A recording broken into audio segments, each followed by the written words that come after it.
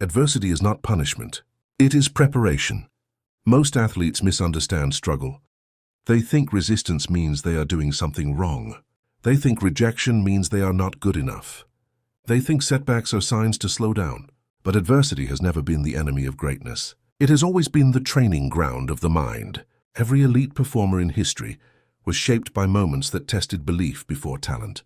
The difference between those who rise and those who fade is not work ethic. It is not genetics. It is not luck. It is how the mind interprets adversity. The mind operates on assumption.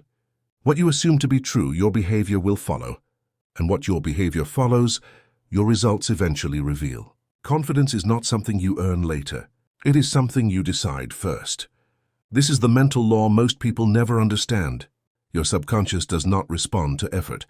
It responds to identity, to belief, to assumption.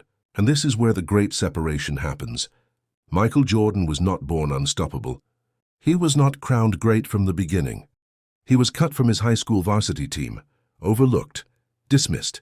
For many athletes, that moment becomes a lifelong wound, a story of limitation, a reason to hesitate. But Jordan made a different decision. He did not interpret rejection as failure. He interpreted it as fuel, as confirmation that his mind needed to grow stronger than his circumstances. He built an internal narrative before the world ever saw the results. He assumed dominance before it was visible. He assumed control before it was proven. He assumed greatness before it was acknowledged. And the mind followed.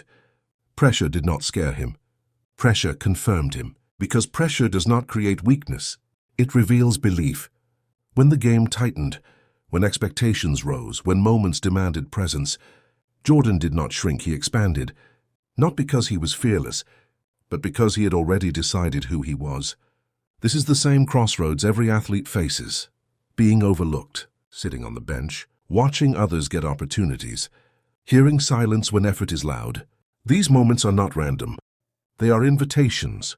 Invitations to either collapse mentally or command the situation. Adversity asks one question: who are you when results are delayed? Most people wait for confidence to arrive. They wait for validation. They wait for permission. Elite minds decide first.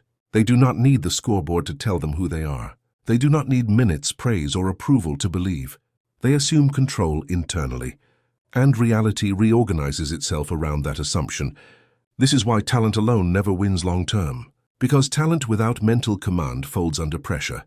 But belief with discipline bends circumstances. Jordan did not dominate because he avoided adversity.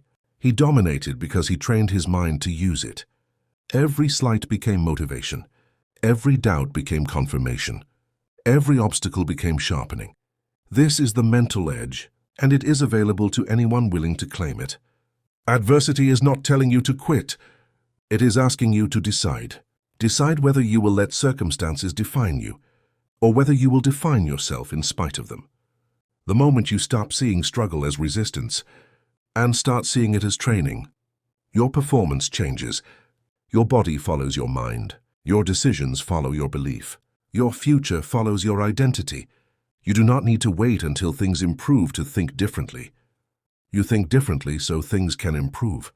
This is how pressure becomes power. This is how doubt becomes discipline. This is how adversity becomes advantage. Say this to yourself: I am not being tested to break. I am being trained to rise. I do not wait for confidence. I decide who I am. My mindset is my edge, and I am becoming mentally untouchable.